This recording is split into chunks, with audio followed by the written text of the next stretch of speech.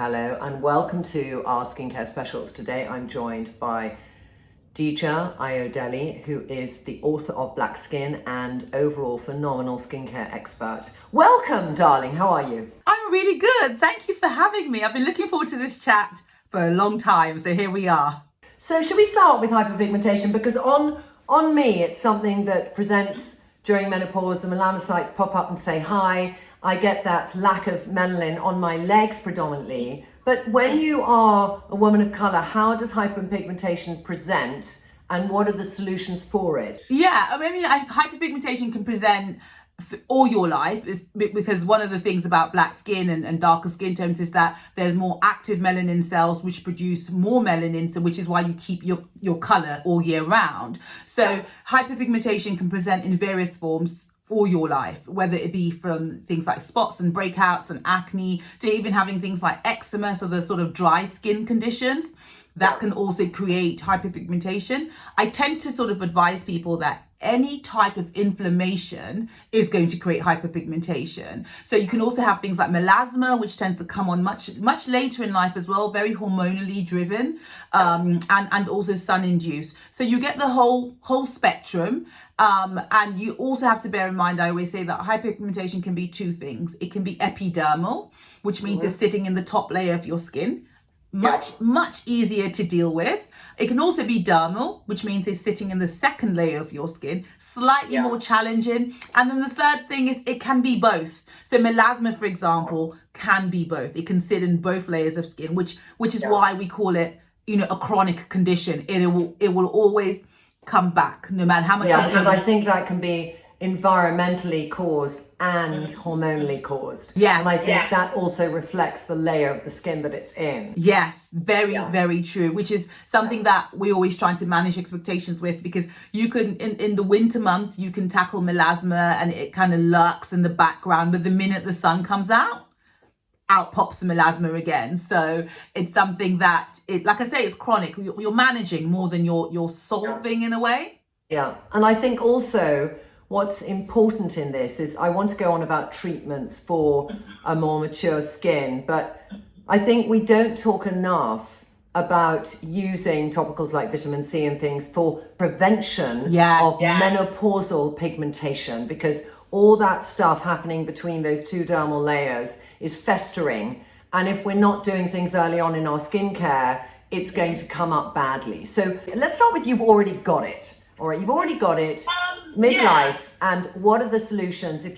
I notice you've done your lovely, your pyramid of kind of daily skincare routine, of occasional monthly treatments and of that kind of further treatment. So if you used your pyramid, then how would you treat it in mid-age? Okay, so at that point, some level of pigmentation is already set in, whether it be just your general sun damage pigmentation, which comes from historically black women have tended not to use sunscreen for a variety of different reasons. So there's usually sometimes some general sun damage, but also you get things like approaching menopause, you get the changes in hormonal levels, which can bring on melasma itself.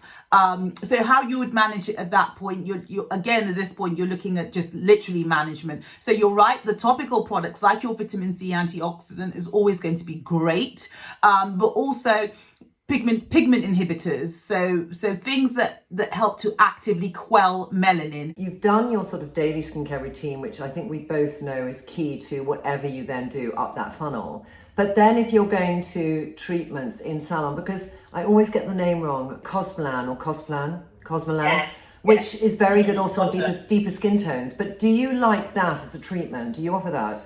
We don't offer Cosmelan. We offer treatments from the Neostrata range. When it comes to sort of your basics, things like your glycolic, mandelic peels are great. But we also offer things like retinoid-based peels, which are fantastic for deeper skin tones. Also great for the for mature skin, because retinoids don't burn the skin. So an acid-based treatment will, if you leave it on for too long, you're not monitoring it, it's going to burn the skin, and that's going to give you use a retinoid. I'm really interested in this. When you use a retinoid as a in-salon treatment, are you using a retinol?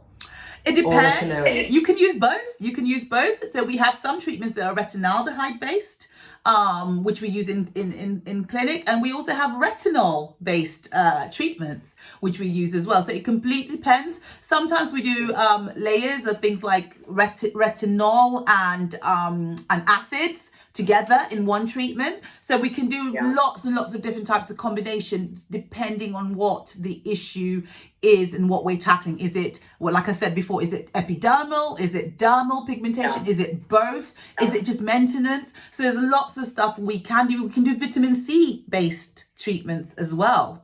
Those are very good for, especially for brightening up the skin and giving a lot of radiance, which is great for a drier skin type actually, because it just helps to make the skin pop and just also helps to start stimulating some of that collagen in the skin as well. Is there any more long-term treatment you offer if somebody has quite bad hyperpigmentation? If you're a white woman, you would maybe do IPL for specific, age spots and things. But on a deeper skin tone, would you be able to, because the differentiation isn't there so much, so it's harder to do IPL, isn't it? Yes, it's more, you'd go more for laser, you'd go for more with the ND-YAG laser.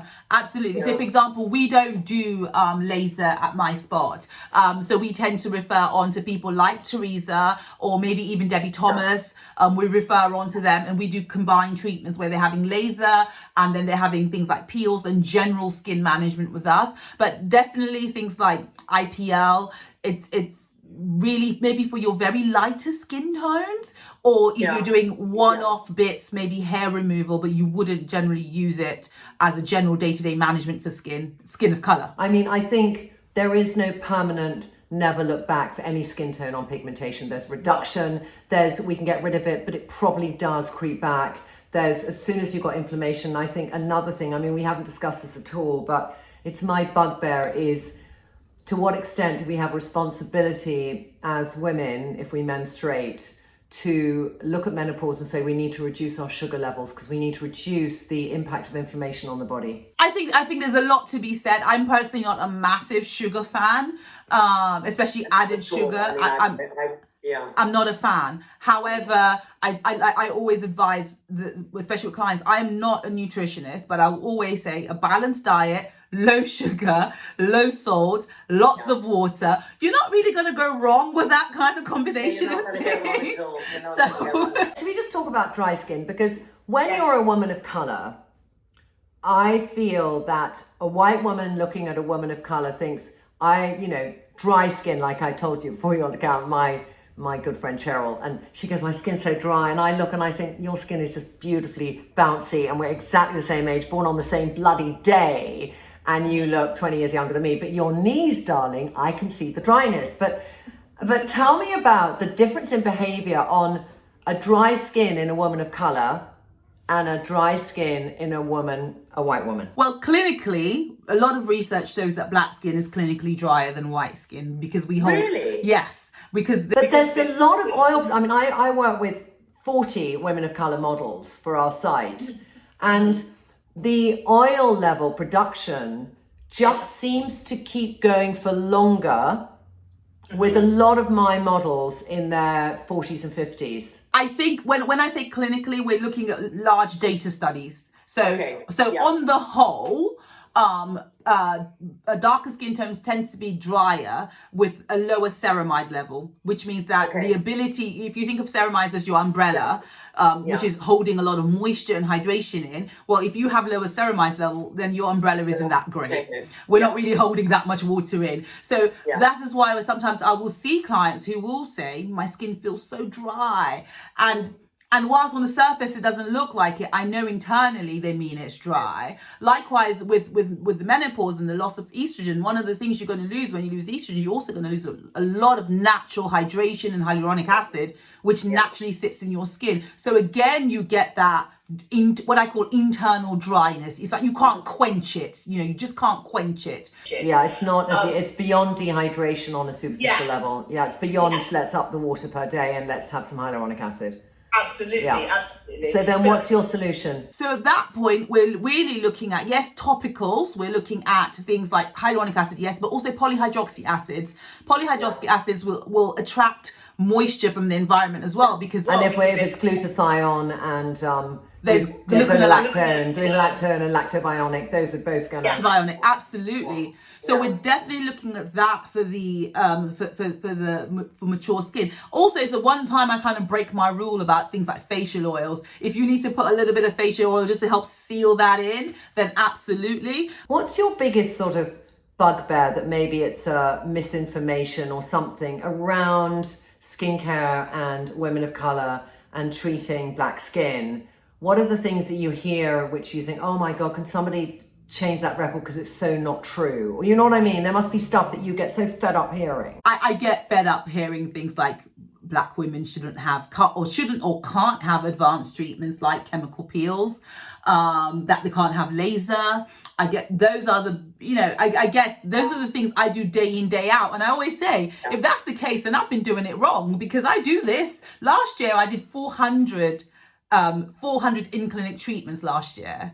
So I have been doing it wrong in that case. So that really, really bugs me, because I think it just creates a bit of a division that doesn't allow black women to participate and enjoy beauty and skincare and aesthetics. I have a few people in my life, you probably have people like this too, who maybe forego a daily skincare routine and just do Botox or, whatever, just do things. And I just look at their skin and I think, you might have fewer lines, but I can tell you don't have a daily skincare routine, because the quality and the glow and the life in your skin is not the same. It's false economy. As that daily dedication and stimulation of your skin, as well as the middle funnel, as well as the treatments. And I think it's really just like, if we could end on that message of the importance of every day, and then your personal menu of what you feel you want to do that follows through from that. Yeah, it's complete false economy, Trinny, to go for things like injectables before you've done your basics. It's complete. It's like going to the gym and lifting weights, but yet you come home and eat sugar and fatty food and oily food all day long. It's not worth it. And also, any good practitioner will tell you that your treatments will last longer if your skin is better conditioned. I always say to people like this, when you want to go for a knee surgery and the doctor says you got to lose weight first, that's the same concept. You want to go for treatments, let's book them 6 months down the line, but this 6 months in front of us, let's work on the quality and the skin health. It's such a good analogy, that, Dija. Yeah. Well, I tell people that all the time. It's like going for knee surgery and being overweight, and the doctor's told you to lose weight. So you can have a much more successful outcome. It's about success and outcomes. So of course you can go and get injections done without any skincare. It's not going to last long, and it's not going to look great, and it's not going to be graceful or elegant. No, and the quality of your skin's going to suffer. But it's been such a pleasure talking with you. Likewise. Thank you so much for coming on to chat to us. And I really hope that helped people watching coming in to just learn more about treatment skincare. And if you are a woman of color and you just felt you lacked in the education, there's no better woman to follow than Dija, because she's written and researched and has great knowledge and practices what she preaches. Thank you, Trinny. Thank you for having me. Thank you.